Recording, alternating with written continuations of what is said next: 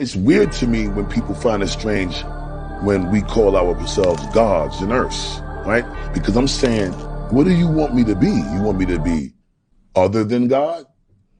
Anything other than its original form is the worst state of its own existence, because you're not even functioning within the nature that you was created to function in. So you can't make me call myself devil-like because you think that it's a blasphemous act for me to say that I'm godly, or I'm godlike, or I'm made in the likeness of the Most High. That mentality is why I function this way, because I refuse to think that there is nothing that I can't do beyond man. And that Jesus was a black Messiah.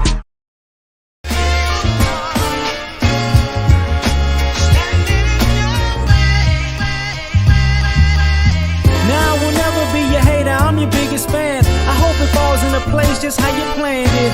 Life could put you in a pickle, just make sure it's kosher. Lean on me like Bill Withers until you smell the roses. What's happening, fam? L.A.R. movement still moving, right? Subscribe or die trying. You see the thumbnail, more importantly, you saw the clip. Great topic for me. Because a lot of times when we talk about religion in America, it's perverted. And people don't want to hear that it's perverted, but it's true. So the first thing is the issue of blasphemy. The definition of blasphemy is the act or offense of speaking sacrilegiously about God or sacred things, profane talk. In essence, blasphemy is an insult that shows contempt, disrespect, or lack of reverence concerning a deity. All right. But when people say sacrilegious, they don't necessarily know what sacrilegious means. So the definition of the word sacrilege, a violation or misuse of what is regarded as sacred. So the issue becomes this. It becomes blasphemous to talk positively about yourself. And it's interesting, and the reason I'm using the Busta Rhymes thing is because Busta Rhymes is a rapper. And rappers have said some profane things. Rappers have said some definitely disrespectful things. Some things that could be considered sacrilegious. So here's the issue. This is the weird dichotomy of Christianity in America. And if you read the Bible, they say God is omnipotent. God is everywhere, in everything. And which means God is in you. They say God is in you, basically in the Bible. So when you call yourself godly or godlike, nothing is wrong with that because you're speaking of the part of God that is in you. But because the religion of Christianity in America is perverted, because the way Christianity was used in America was to make this group high and these groups low. God put me here. No, God didn't. You use God as a reference to create a hierarchy, and that didn't exist. That's sacrilegious. It was ordained for you to be slaves because God said so. That's not true. But you use that as a perverted way. And some people who like to talk about America. America's a Christian country on Christian values. No, it's not. America wasn't founded on Christianity. The white guys that y'all call the founding fathers that were, thieves, murderers, rapists, backstabbers, slave traders, them guys, where did they put this is a Christian nation in the Constitution? They didn't.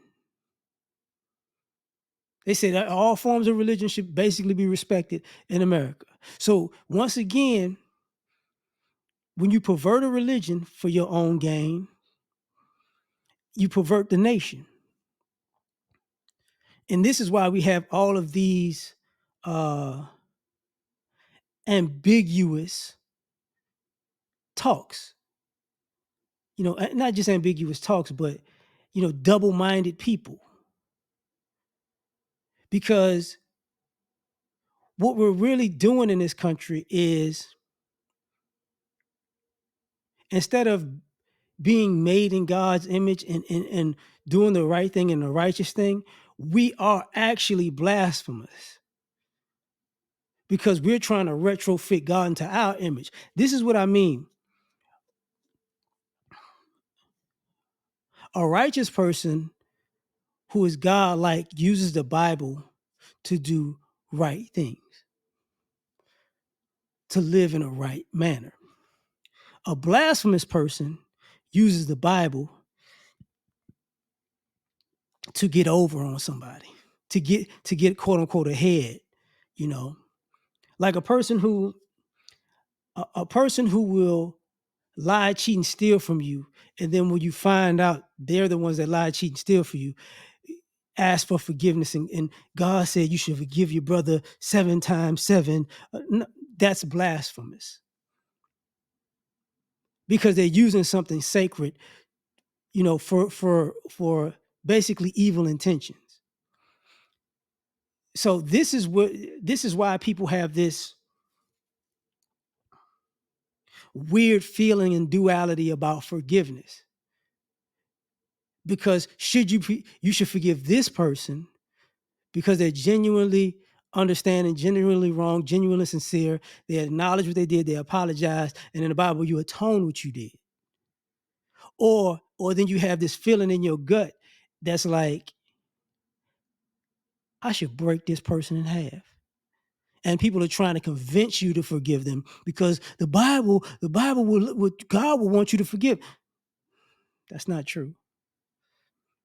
See, here's the duality of it. If you're into religion, this is the way you say you are, and you're into Christianity the way you say they are, there'll be a judgment day, which means you're either going to heaven or you're going to hell, right? Which means God loves everybody, but God is not absent of consequences. So if you did right by God, you're going to heaven. If you did wrong by God, you're going to hell. Because people are, God, won't you forgive me for her? No. I can, I can forgive you, but you're still going to hell for what you did. You see what I'm saying? So, and I remember the clip of Kanye West. I call myself a God. What's the problem? Is it better if I call myself a nigga? You don't have no problem with that. And that's the issue.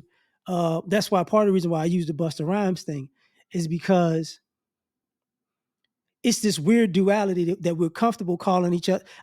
We're comfortable calling ourselves disparaging terms and uncomfortable calling ourselves great terms. And society is comfortable with viewing us and calling us disparaging terms and uncomfortable with us calling ourselves not even deified terms, but great terms. Because part of the Bible, the power of life is in the tongue. So in essence, what was translated, I speak, therefore I am. You get what I'm saying? Which means if you speak in the goodness into you, goodness is coming out of you, because once you speak it, you bring it to life, and then you have to go down that path. That's why when you say I'm gonna do something and you don't do it, it eats at you, you know. But if you speak positive things like I can be great, I can do this, I'm a winner, you know, I can make it happen. And then you believe in yourself. It's the God in you that's telling you you could do that. But the blasphemous Christian programming of America is trying to tell you to, let's just in a better, humble yourself. Don't think highly of yourself.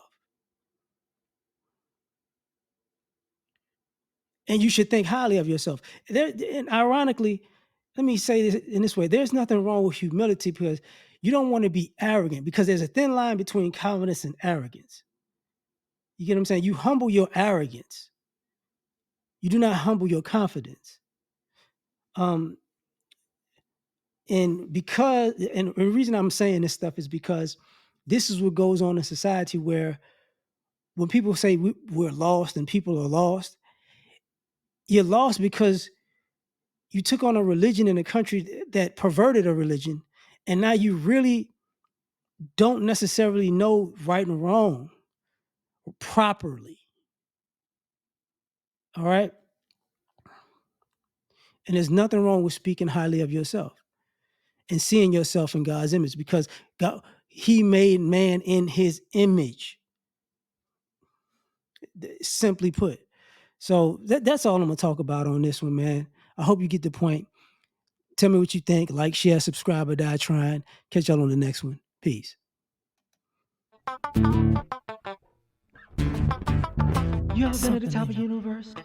I'm going to take you.